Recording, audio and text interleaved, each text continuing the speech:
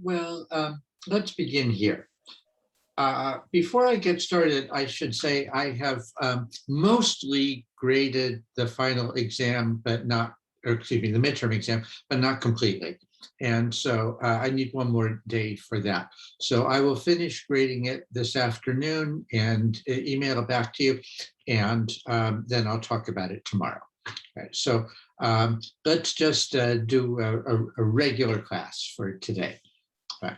So today I want to finish up chapter 3, that is about all this formalism.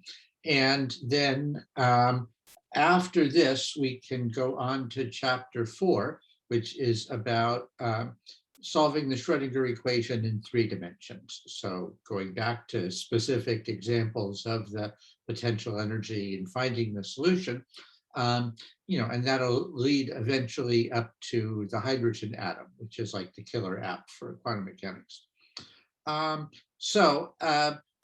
But first, let's continue on with this comparison between the wave function approach and the matrix approach for quantum mechanics, because I really want to show you the similarities between those things. So I'm going to continue with my table about the wave function approach versus the matrix approach. And so you remember that the idea in this little example I made up is that we have an electron that can be in 2 possible positions, right? Position number 1 and position number 2. Okay, and so we can represent those states by 2 kets, right? 1 and 2. So ket number 1 means the state where electron is in position number 1, and state 2 means, ket 2 means the electron is in position number 2. And so the general state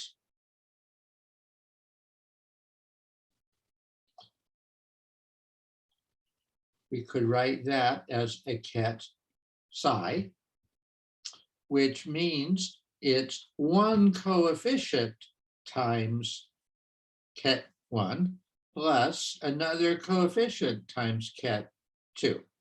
Right? And so these are 2 complex numbers in front of these 2 kets. And the complex numbers that go here and here could depend on time, right? As a function of time, the wave functions in position 1 and 2 might be changing. Okay, so we'll write them as functions of time, and a nice name for them would be psi 1 and psi 2, like that. Okay, and so now we could say, if we want to describe what's the state of the electron at a particular time, what we really care about is this pair of coefficients, the psi 1 and psi 2.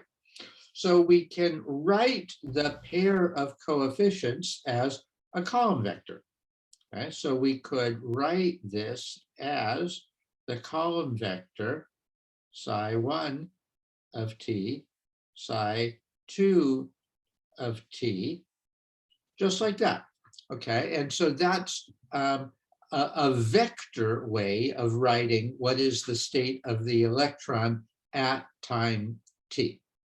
Okay? So this vector represents this quantum state in a particular basis.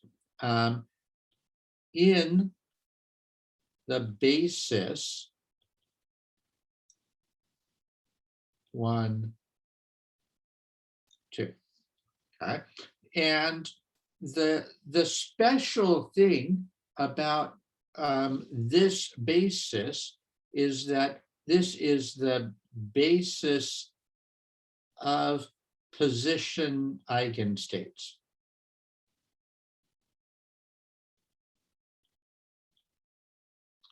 That is, we defined the position operator X to be the matrix 1, 0, 0, 2, right? So that X acting on the state 1, 0 equals 1, 0, and X acting on the state 0, 1 is 2 times 0, 1. So this state means the state 1. So X acting on the state 1 is 1. Right? So X acting, on the state 2, the ket 2, is 2 times the ket 2. Okay, so that's what it means to say that these things are eigenstates of the position operator in this matrix kind of approach. Okay? And this is all in parallel with, in the wave function approach, we say there's a wave function which depends on position and time. Right? And so there's a wave function, over on this side. That means that here's the position dependence, here's the time dependence. Right? Over on the matrix side, the position dependence is that there are 2 possible positions. And so the position dependence is position 1, you have this, and position 2, you have that. Right? So that's a kind of simplified version of the position dependence. And then the time dependence is still that everything is a function of time. Okay, so now this is what we talked about last week. Now, what I want to get into is how does the wave function change in time? Okay, so how does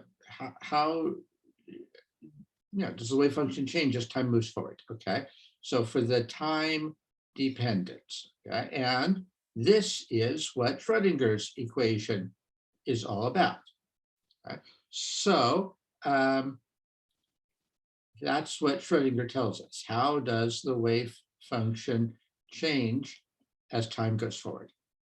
Right? So on the wave function approach, we say that the way that psi changes as time goes forwards is equal to the Hamiltonian acting on psi, where the Hamiltonian is a particular operator. The Hamiltonian is this negative h bar squared over 2m, second derivative with respect to x, plus v of x. Okay, so if you know what the wave function is at time equals 0, and then you apply this Hamiltonian, it'll tell you how the wave function changes going forward in time. And then, all semester we've been doing some clever ways to solve that.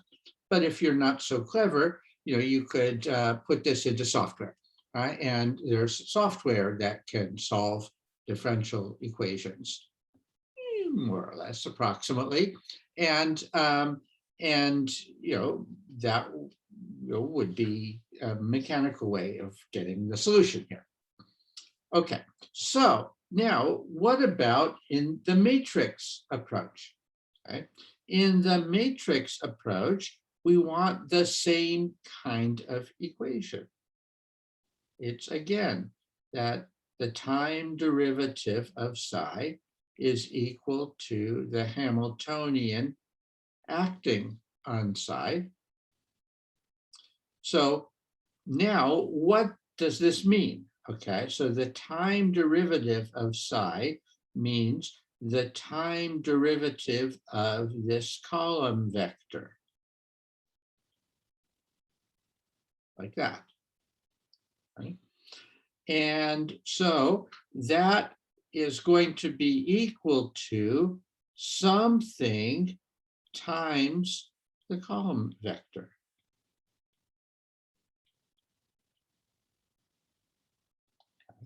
And what goes here has to be a matrix version, a matrix representation of the Hamiltonian.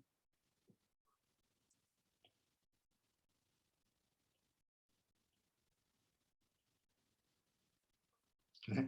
So there's going to be some Hamiltonian matrix that belongs here. You might write it as H11, H12, H21, H22. Okay, and then we could have, a matrix that multiplies this column vector with the standard rules of matrix multiplication, and that tells us how psi evolves in time, right? It tells us the derivative of psi with respect to time. And so that makes a differential equation that we can solve for this psi vector, for the column vector. And we could solve it in either a clever or a not so clever way. Okay. So let me show you how that works with a specific example. Okay, so suppose for a specific example, we have that the Hamiltonian is represented by a 2x2 matrix like this, F, G, G, F. Okay, where F and G are real.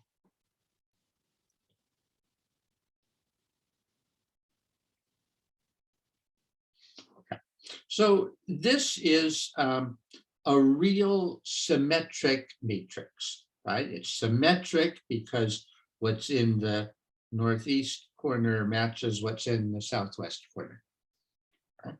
So it's symmetric about this main diagonal. Okay, so this is not the most general Hermitian matrix, but it's a Hermitian matrix. So let's work with this thing, for example. Okay. This is an example that's in the textbook somewhere, but I forgot to write down the page number. But it's an example that's in the last section of chapter 3. Okay, so now suppose we want to solve the matrix Schrodinger equation with this Hamiltonian. So let's try to do that. Okay. So we want to solve this Schrodinger equation.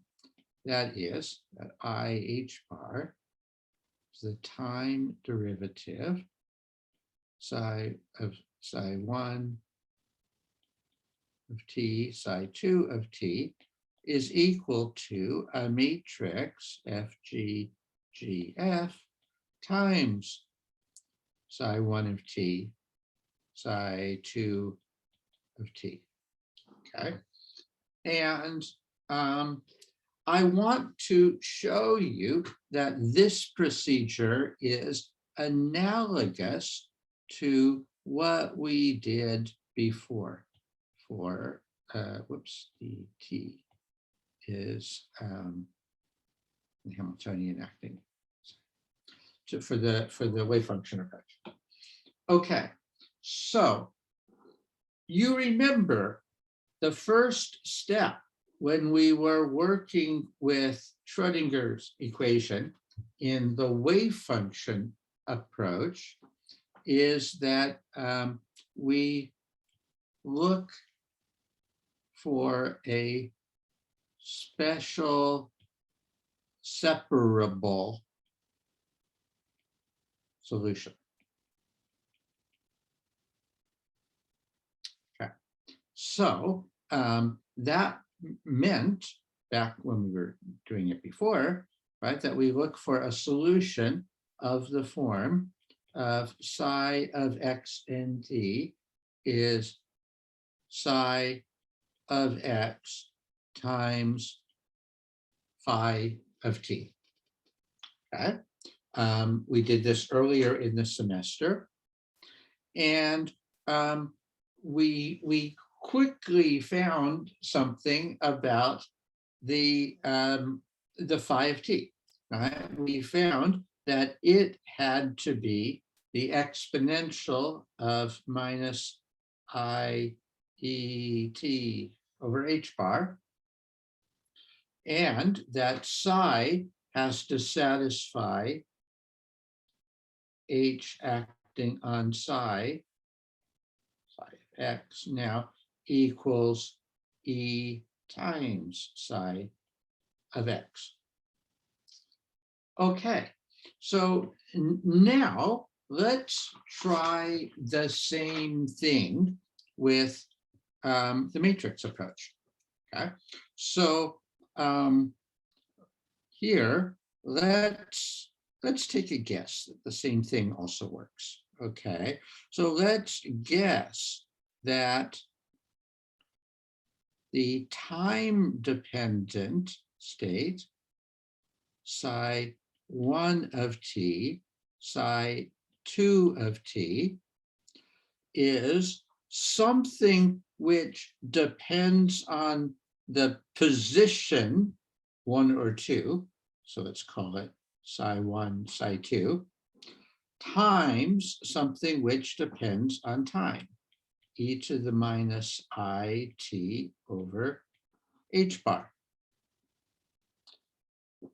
Okay, so I want you to see that this guess is like this guess, right? That this guess over here is a guess that we have a function of position times a function of time, okay? And likewise over here, right? Well, obviously this is a function of time. And in some sense, you could say this vector is a function of position, sort of, in that there are two possible positions. And here you say what the vector is for position 1 and what it is for position 2. Right? So there are two possible positions. So there's two things to list. And so it's a list of two things. Okay, so now we can put this into Schrodinger's equation, right? So what this means, what our guess means is that psi 1 of t is this lowercase psi 1 times e to the minus energy t over h bar, and psi 2 of t is the coefficient psi 2 times e to the minus e t over h bar. And here and here, it's the same e, right? If the e's in the exponentials there were different from each other, then this wouldn't be a separable solution, right? It wouldn't be a product of something of position times something of time, right? It's only because those e's are the same that this is a separable solution. Okay, so now let's put that into Schrodinger's equation.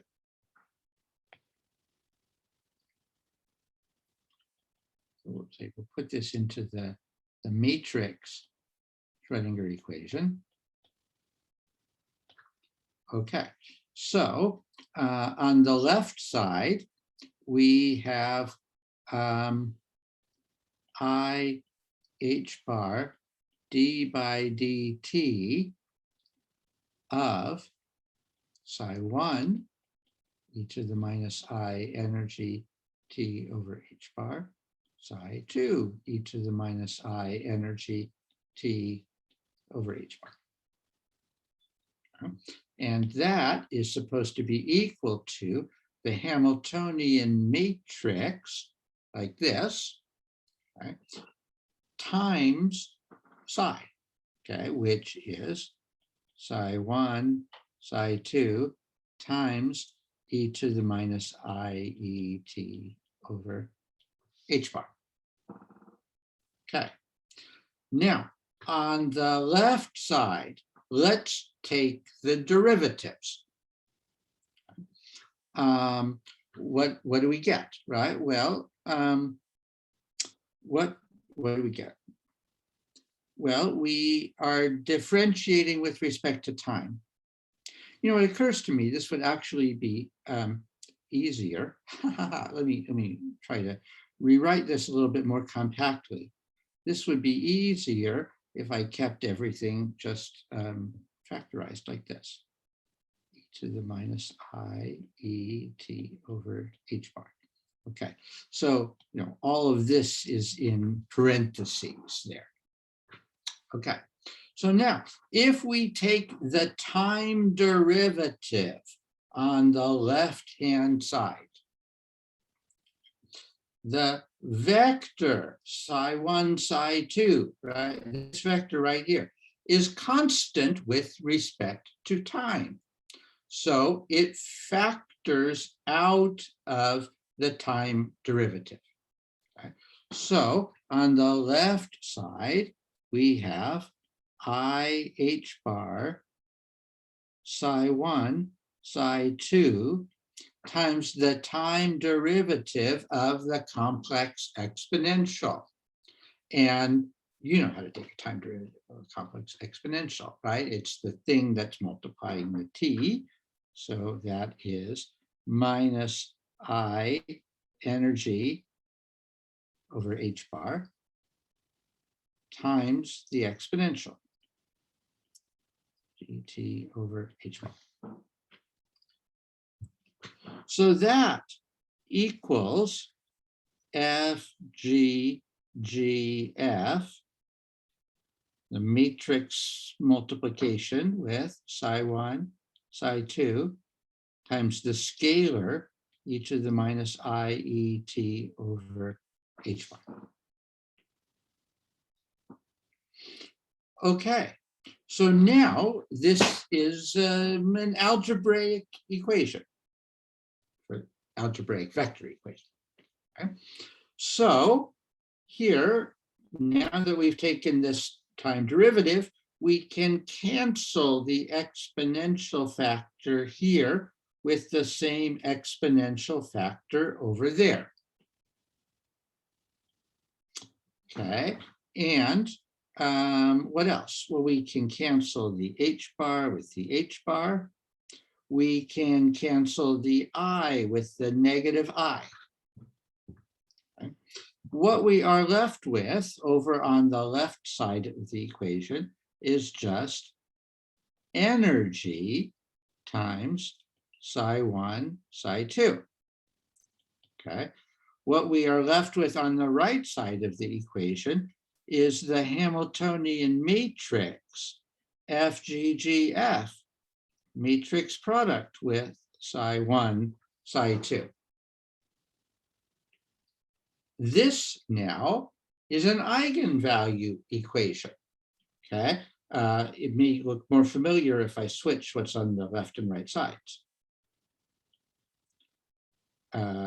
This matrix times the vector psi1, psi2 is a scalar e times the vector psi1, psi2. Okay, so here, this is the Hamiltonian matrix. This is an eigenvector.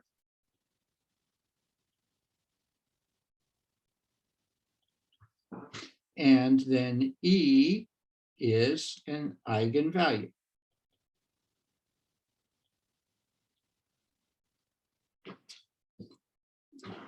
Okay, so this now is our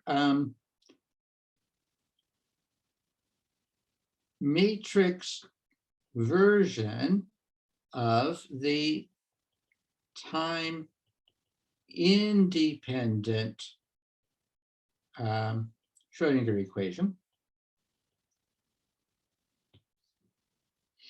And, it has the same structure as what's right over there, right? That the Hamiltonian acting on psi of x is equal to E times psi of x. But here, the Hamiltonian acting on the vector, that's just multiplying a 2 by 2 matrix times a 2 by 1 column vector, right? And that's equal to a 2 by 1 column vector, a scalar times a 2 by 1 column vector. Okay. So this now is a plain vanilla eigenvalue problem. Okay, this is like the classic eigenvalue problem that you would have studied in a math class, right? Where you work with 2 by 2 matrices. Okay, and so now maybe you remember how to calculate eigenvalues and eigenvectors when you have a 2 by 2 matrix. Maybe you don't remember how to do it.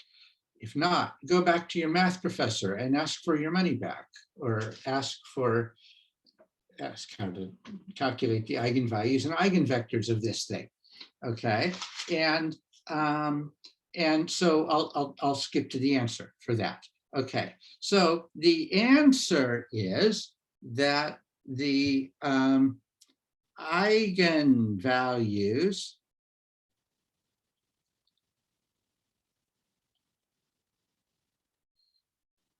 are f plus g and f minus g.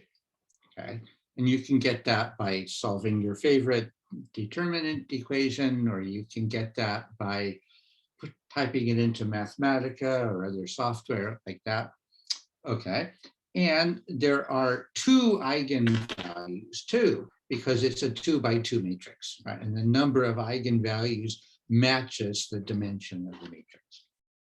Okay? And then there are eigenvectors that correspond to each of the eigenvalues. Okay, so the eigenvectors are a vector 1, 1 and 1 minus 1. So here we can check that. Okay, and so if we have f, g, g, f multiplying the vector 1, 1, we get the vector, let's see, on top, it's f plus g, and then g plus f. And that's equal to f plus g times 1, 1. Okay. And likewise, if we have f, g, g, f multiplying 1 minus 1, then on top we get f times 1 plus g times minus 1. Okay. And at the bottom, we get g times 1 plus f times minus 1, and that's equal to f minus g times 1 negative 1. Okay, so this works, right? That these are indeed to eigenvalues and eigenvectors. Okay. And then we can say, are the eigenvectors normalized? Do you remember we want these things to be normalized? Okay, and so we want them to be normalized in a way such that the row vector psi 1, psi 2 star, here maybe I'll put the star on the inside.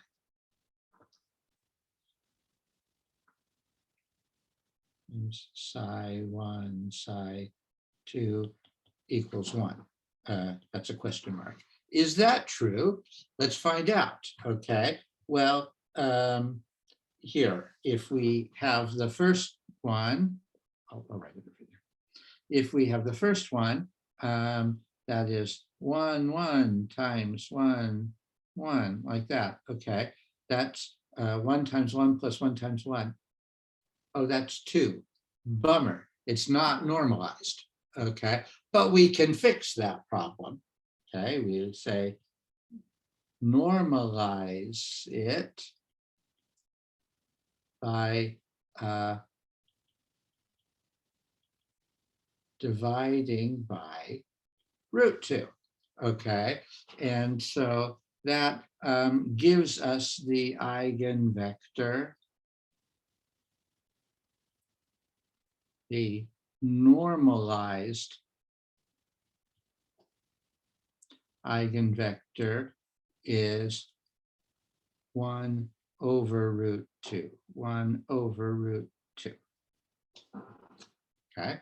And for the other one, we have 1, negative 1, 1, negative 1. So this is 1 squared plus negative 1 squared. Oh, bummer, that's 2 again. So we'll normalize it in the same way. Okay, so the normalized eigenvector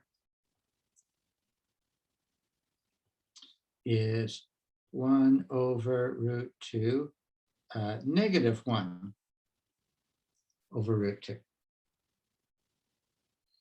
Okay, so after this normalization, okay, we can say what are the eigenvalues and eigenvectors. Okay, the eigenvalues are still exactly what they were. The eigenvalues, let's call them E plus is F plus G, and E minus is F minus G. Okay, so it's 2 eigenvalues, E sub plus and E sub minus. And likewise, there are 2 eigenvectors. And so we could call them, whoops, I'll use lowercase here. We'll call them psi sub plus, that is 1 over root 2, 1 over root 2, and lowercase. Psi minus is 1 over root 2, negative 1 over root 2. Okay, and so this then tells us that H acting on psi plus is E plus times psi plus, and H acting on psi minus is E minus times psi minus. Okay, and here it's just regular matrix multiplication over on the left side of each of those equations. Okay, and so this is just like what we did for example, with a particle in a box. When we found a whole bunch of solutions for the time-independent Schrodinger equation, okay? And in that case, we found a set of eigenvalues, E1, E2, E3, right? And we found a set of states, psi 1 of x, psi 2 of x, psi 3 of x, right? And we figured out that H acting on psi 1 is equal to E1 times psi 1. And H acting on psi 2 of x is E2 times psi 2 of x. And H acting on psi 3 of x is E3 times psi 3 of x, right, et cetera, et cetera, et cetera. Okay, so these equations are just like these equations.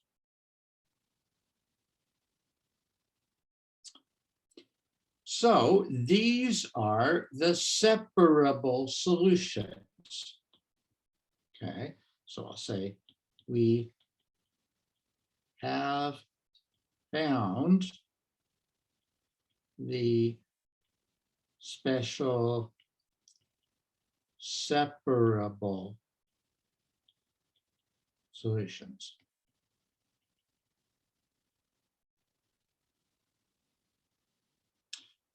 But we're not quite done, right? Because you remember when we were doing, say, the particle in a box, finding the separable solutions is not quite the whole job, right?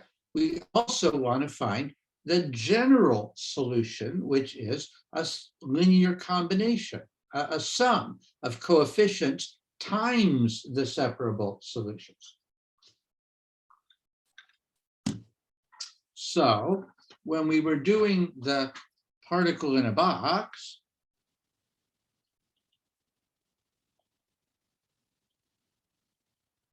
we said the general solution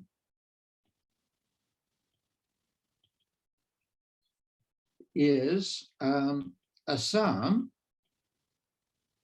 that is psi, capital Psi of t, is the sum over special solutions n, right? Some coefficient Cn times psi n of x times the complex exponential e to the minus I en t over h bar.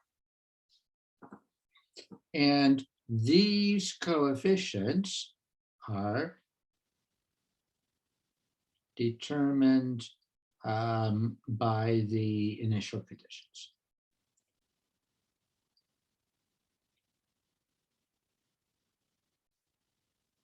All right. So here in the matrix approach, we want the same kind of thing. That is, we want the general solution is a sum.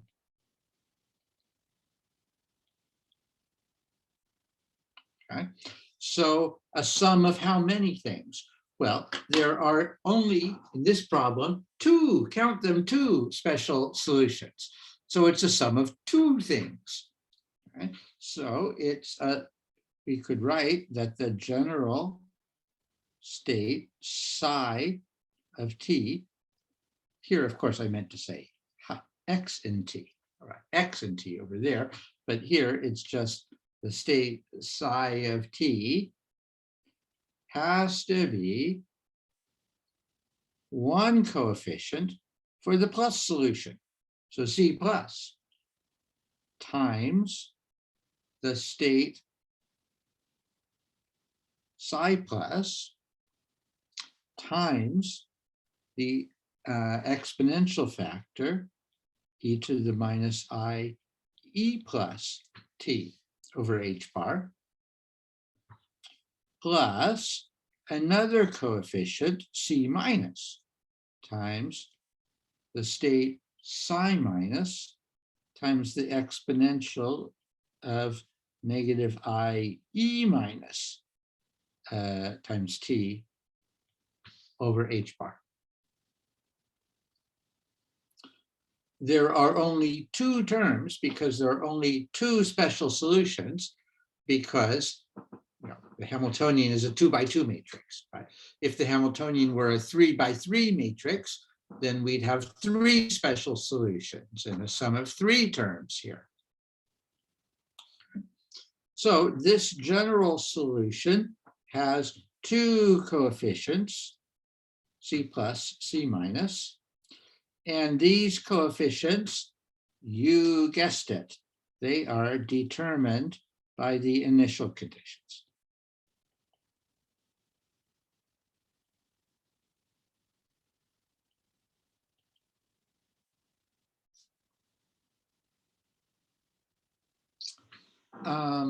So let me show you an example of how they might be determined by the initial conditions.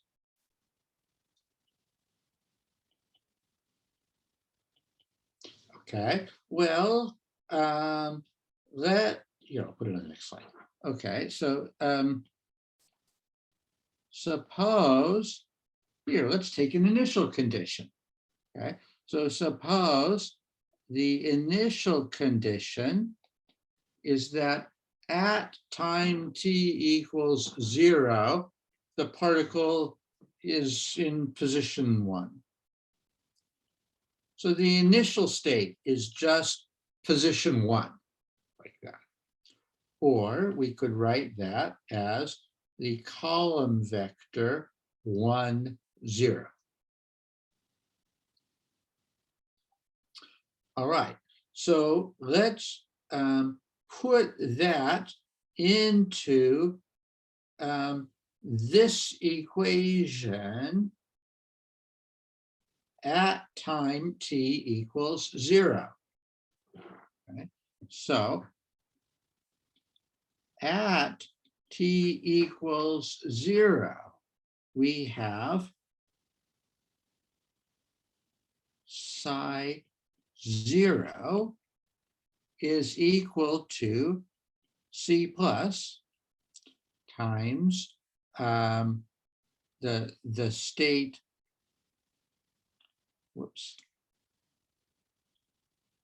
the eigenvector like that, times the exponential of minus 0.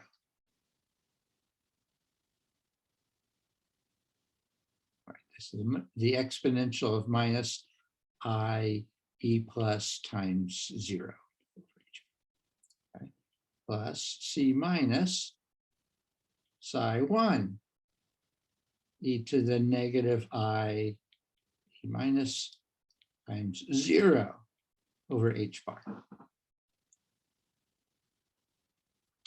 Okay, so this psi 0, this is my assumption up here. This is 1, 1, 0. It's a column vector. This is equal to c plus times this state psi plus, right? This is what we already figured out. It is this column vector. So it's the column vector, 1 over root 2, 1 over root 2. Okay, times, so this is that. Okay, so times the exponential of 0, that's 1. Plus c minus, another coefficient, times psi minus, that was supposed to be a minus. Let's try again. Psi minus. Much better. Okay. And we know what is psi minus. we figured it out over here.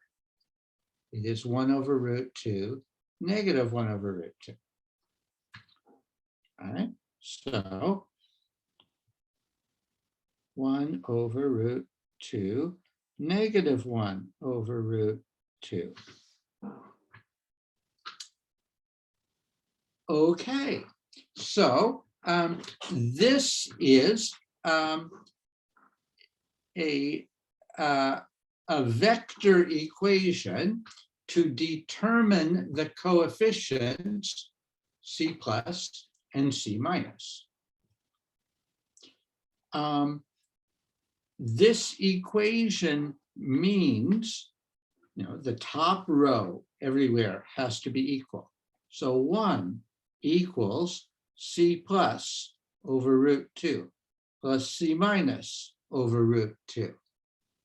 And 0 equals C plus over root 2 plus C minus times negative 1 over root 2. Okay? So this is 2 equations in 2 unknowns, right? Which you can solve using whatever is your favorite method to solve 2 equations in 2 unknowns, okay? Like you would have learned in high school algebra, okay? But now I'll tell you my favorite method to solve it, okay? So my favorite method is just like Fourier's trick. That is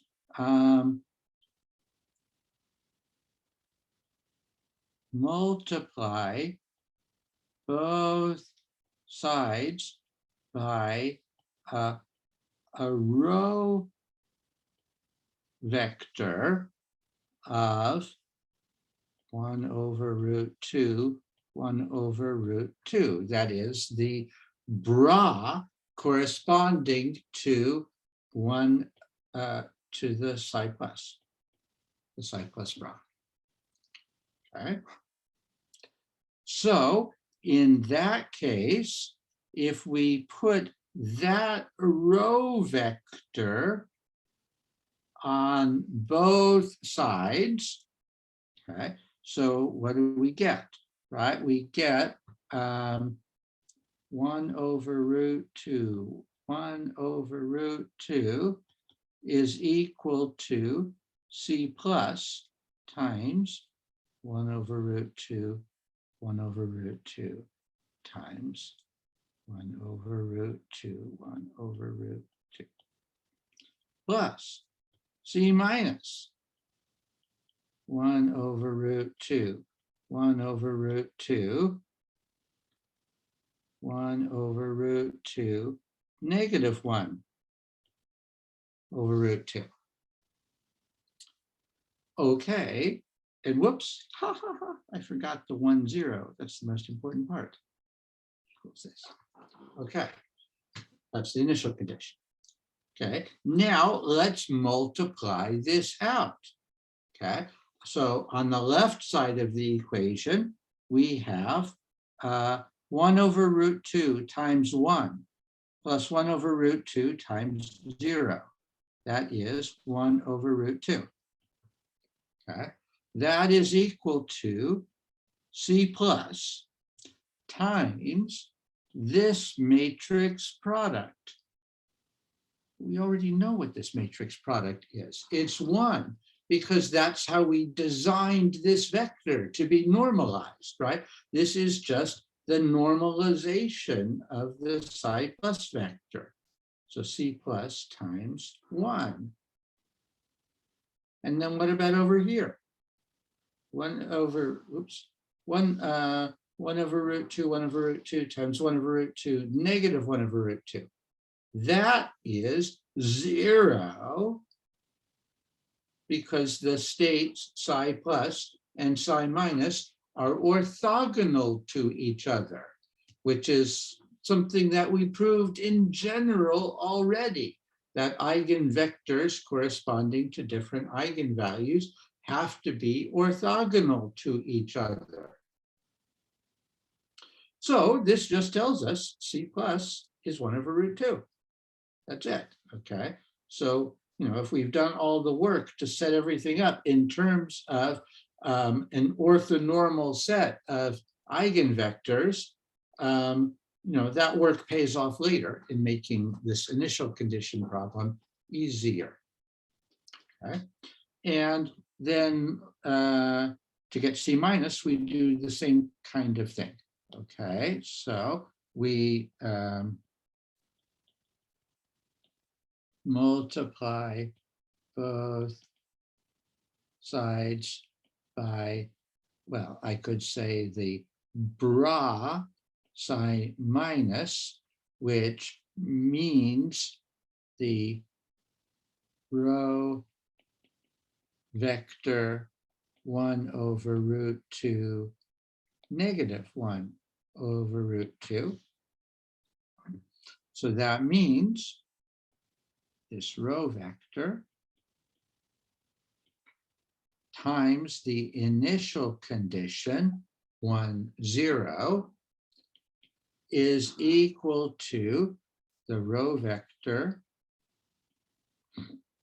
1 over root 2 negative 1 over root 2 times C plus times the column vector 1 over root 2, 1 over root 2 plus C minus the row vector 1 over root 2 negative 1 over root 2 times the column vector 1 over root 2 negative 1 over root 2.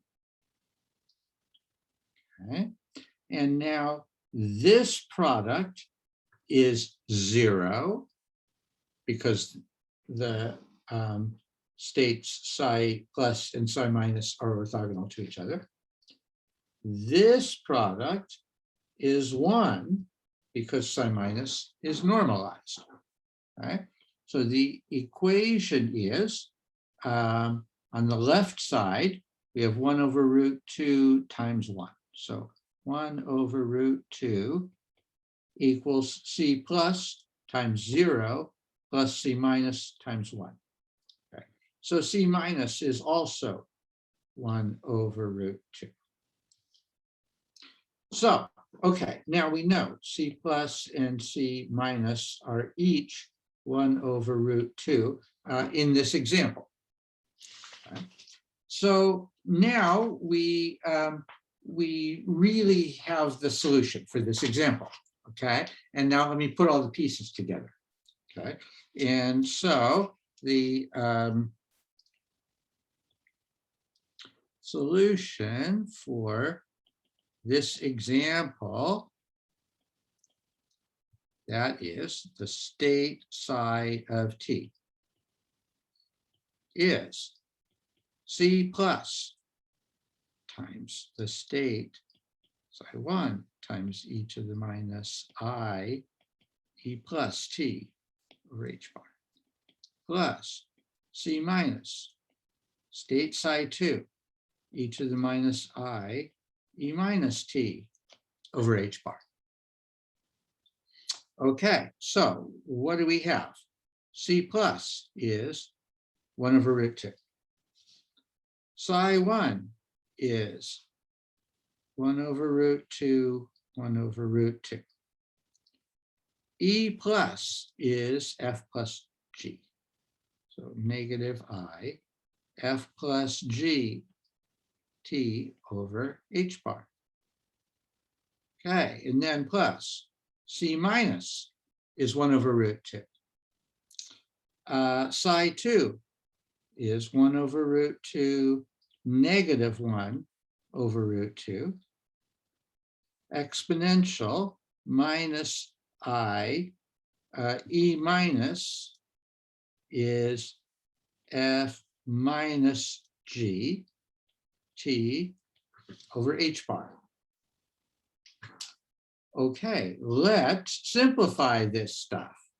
Okay, well, for one thing, you can see that there is an overall factor of e to the minus I f t over h bar. So I'll factor that out.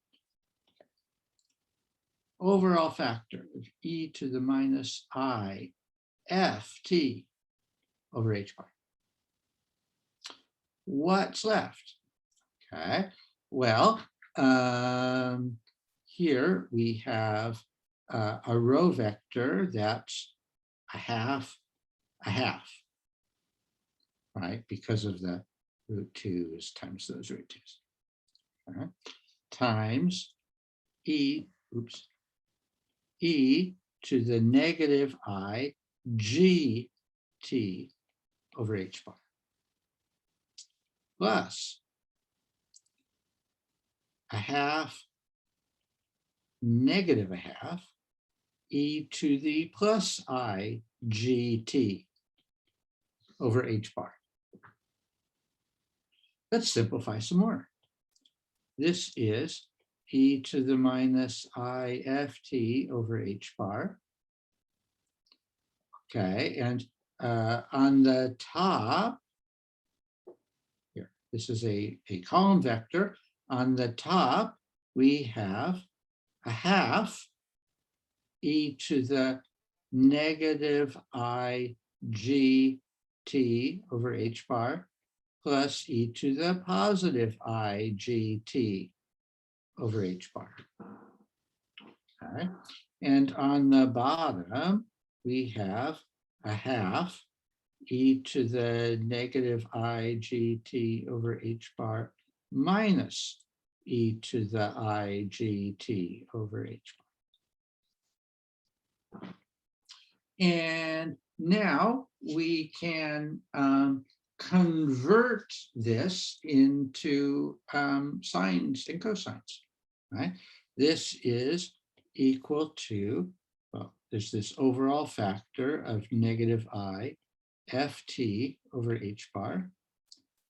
And on the top, a half of this sum of complex exponentials, that's just the cosine of gt over h bar.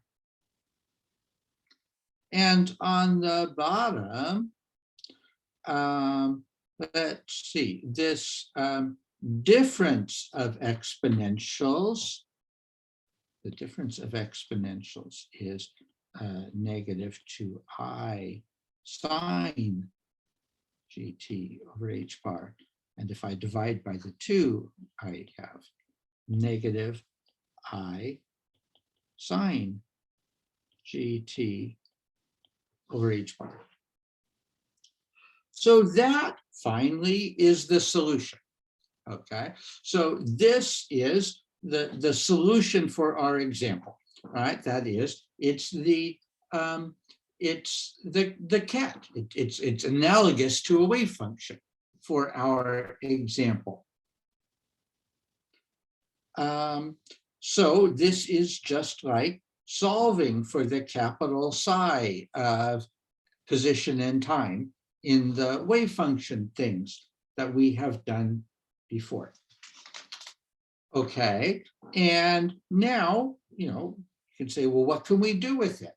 Well, we can calculate expectation values, for example.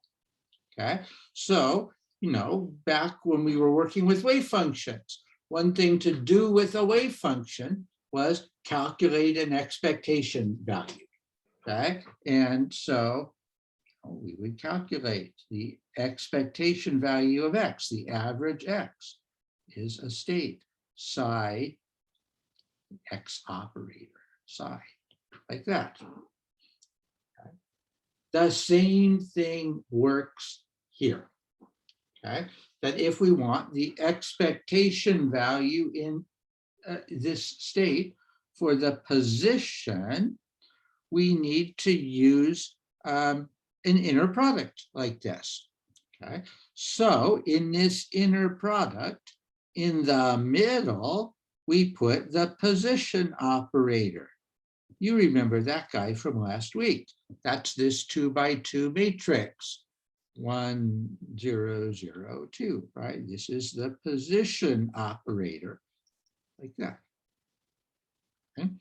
And then the ket that we found is e to the I f t, no, negative I, excuse me, ft over h bar times the column vector cosine gt over h bar negative 2I sine gt over h bar. And so this is the ket psi. Okay, and now on the left, we need the corresponding bra, which is the complex conjugate transpose of the ket. Okay, so the complex conjugate gives e to the I ft over h bar, and then we make a row vector cosine gt over h bar, and then we need the wait a minute, there's no 2 here. Oops. Ha ha ha. No 2. And then we need the complex conjugate of this guy. So the negative I changes to a positive I.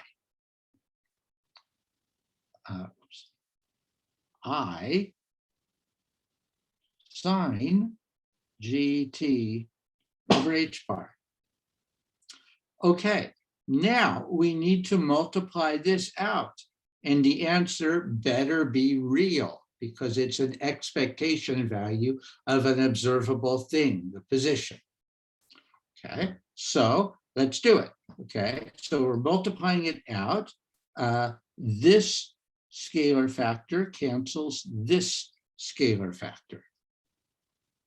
Okay, so now we can multiply. Let's see, first I'll do the multiplication on the right. Okay, so I just have this row vector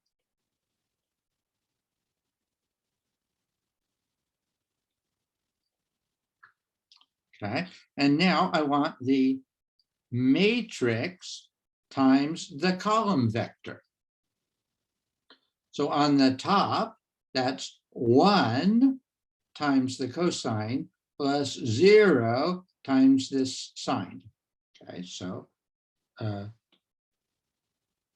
cosine gt over h bar. And on the bottom, I have 0 times the cosine plus 2 times this negative I sine. Okay, so here, negative 2I sine gt over h bar. Okay, now let's multiply the row vector times the column vector.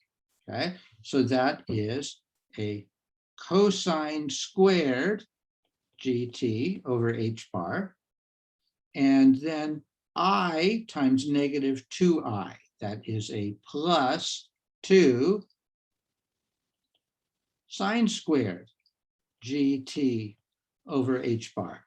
Oh, good, it's real. All right, no more complex numbers.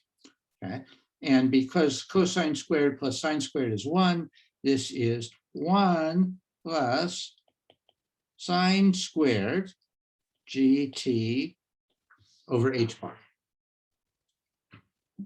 So this is something which oscillates between 0 and 1. No, it doesn't. It oscillates between 1 and 2. You were thinking I'm crazy. Maybe you're right. Okay, it oscillates between 1 and 2. Okay, so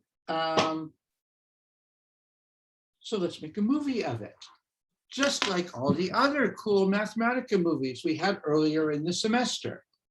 Okay, let me show you some Mathematica code to make a movie of this thing and so forth. All right, so I'm going to stop sharing the iPad and I will share Mathematica instead. All right. So this is meant to be a Mathematica movie that will correspond to the same thing that I did earlier in the semester. Okay. So this will be a Mathematica file for the two-state system. So the Hamiltonian, that is this thing that I've been working with, right? The 2x2 matrix, F, G, G, F. Mathematica can quite easily calculate the eigenvalues for us with the eigenvalues command, right? Here they are. Mathematica can also calculate the eigenvectors for us, like this. Here are the normalized eigenvectors, okay? And we can check that H times the normalized eigenvector is equal to the first eigenvalue times the normalized eigenvector. Mathematica says true. Okay. Likewise for the second eigenvector. Okay. So here is our general solution of Schrodinger's equation, expressed as a sum of a coefficient times a normalized eigenvector times a complex exponential. And now we're summing over two count them, solutions. Okay. So if here is the initial condition, Mathematica gives us the solutions for C. Okay. You'll notice that Mathematica's notation is actually slightly different from the notation I was just doing on the iPad. That's because it picked an eigenvector to be minus 1 over root 2 plus 1 over root 2. And I said plus minus. So its choice of eigenvector is the negative of my choice of eigenvector. Okay, no problem. But the solution comes out to be the same. Okay, the solution comes out to be this column vector, and that's the ket, and the corresponding bra is the row vector, like this. And with that column vector and row vector, we can calculate the average of x. It starts at 1, just as it was supposed to, and it oscillates back and forth between 1 and 2. I could also calculate the average of x squared. No problem. I just make this inner product of psi star acting on x, acting on x, acting on psi. That gives us cosine squared plus 4 times the sine squared. Okay. And so then I could get the uncertainty in x. That is the average of x squared minus the average x, quantity squared. And, okay, here's a plot of the uncertainty. What else can I do? I could get the average of the Hamiltonian. Okay, so that is psi star times the Hamiltonian matrix times psi. That comes out to be F. It doesn't depend on time. Oh, good, it doesn't depend on time, right? It is constant, it is conserved. Energy is conserved the way it's supposed to be. in a system that follows Schrodinger's equation. Okay, and then what else? You can get the average of h squared. That's a cool thing to calculate, right? I could say psi star times h times psi. That simplifies to f squared plus g squared. Right? So the uncertainty in energy is equal to the absolute value of g in this particular example. There is some non-zero uncertainty in the energy. And that is reasonable because we have an initial condition that is not an energy eigenstate. The initial condition is not one of the special solutions. Right? And so that is the kind of situation where there's uncertainty in the energy.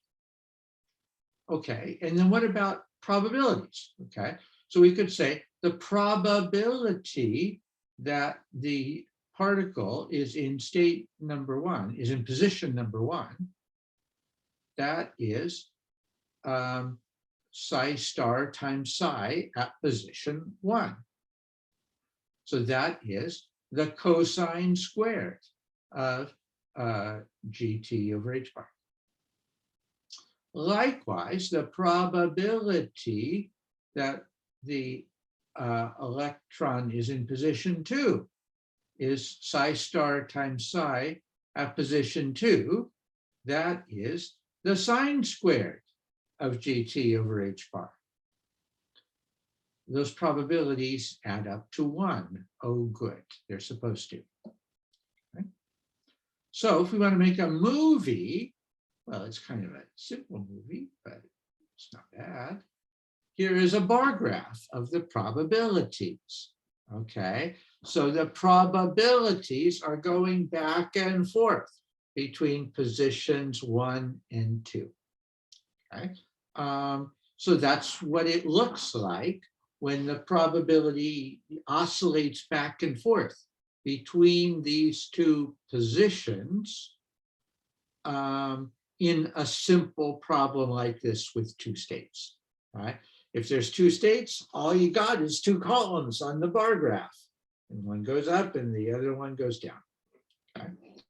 But you should recognize how this compares with our previous movies, right? Maybe you remember when we made a movie for the particle in a box that looked kind of like that, right? When it was in a combination of state one and state two. Okay, and so this is what I called the quantum mechanical game of Pong back then, right? Where the probability is going back and forth. Okay, and likewise, a similar sort of thing for the harmonic oscillator. When you start in a combination of state 0 and state 1. Okay, this also makes a case where the probability goes back and forth between the two different sides. Okay, so those were maybe a little bit more interesting movies because they have the whole dependence on a continuous x. Here, with the bar graph, it's a simplified version of the same thing, right? That the probability goes back and forth. And it's simplified. There's only two possible states here, but that's the best that this poor little electron can do to match the more complicated behavior of the particle in a box or the simple harmonic oscillator. I will tell you, there are some quantum mechanics books and some quantum mechanics courses, not at Kent State, but other universities, where they actually start the course with this, right? They start the course with the two-state system and do the matrix manipulations, and then they work their way up to the wave function approach. So here, I'm doing it in the other sequence. I'm following Griffiths, and I'm starting with the wave function approach and working my way down to the matrix approach, right? But these things could go in either sequence, and sometimes students like one better, sometimes students like the other better. But either way, you get to the same thing, right? You get to the same kind of concept of wave functions that are going back and forth, and they have a dependence on time, which is continuous, and they have a dependence on position, which is maybe continuous, or maybe there's just a few possibilities. Okay, that is the graphical comparison that I wanted to make, right? So to show you how the movie, in this case, compares with the movie associated with the particle in a box or the harmonic oscillator. All right, I will wrap up for here, and I'll go and finish grading those midterms for you. And we can talk about the test tomorrow. Yes, okay. I'll stop for here and I'll answer questions about the class or anything else on your minds. Okay, see you guys tomorrow.